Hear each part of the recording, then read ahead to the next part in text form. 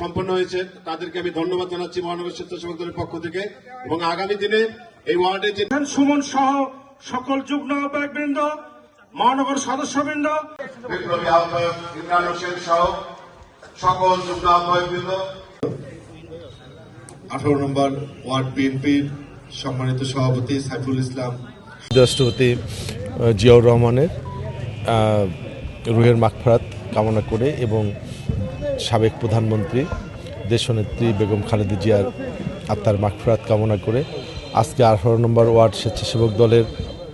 কর্মী সভা ইফতার মাহফিলে যে সকল নেতাকর্মীরা উপস্থিত হয়েছে সকলকে আমি আন্তরিক শুভেচ্ছা অভিনন্দন জানাচ্ছি। তো আসলে আমাদের বিএনপির সম্মানিত চেয়ারম্যান প্রধানমন্ত্রী জননেতা জনাব তারেক রহমানের নেতৃত্বে আমি বিশ্বাস করতে চাই যে আগামী দিনে স্বেচ্ছাসেবক দল রংপুর মহানগরীতে একটি গতিশীল এবং সুন্দর একটি সংগঠন হিসেবে আত্মপ্রকাশ করবে এবং প্রত্যেকটি নেতাকর্মীকে যে পবিত্র রমজান মাসের যে আমাদের যে সংযমের যে মাস, এই 30টি রোজা আমরা যে সংযমের সাথে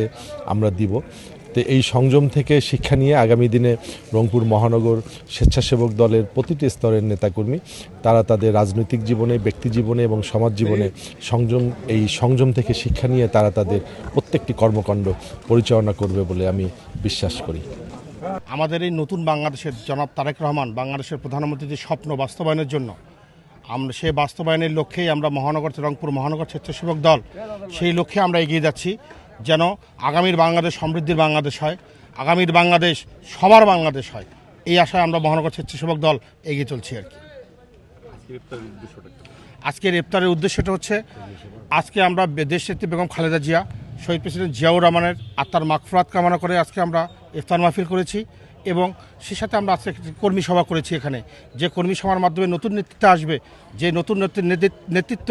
আগামী দিনে দেশকে সামনের দিনে যেন এগিয়ে নিয়ে যেতে পারে, এই আশায় আজকের এই ইফতার ও কর্মী সভা আমরা অনুষ্ঠিত করেছি। বিসমিল্লাহির রহমানির রহিম।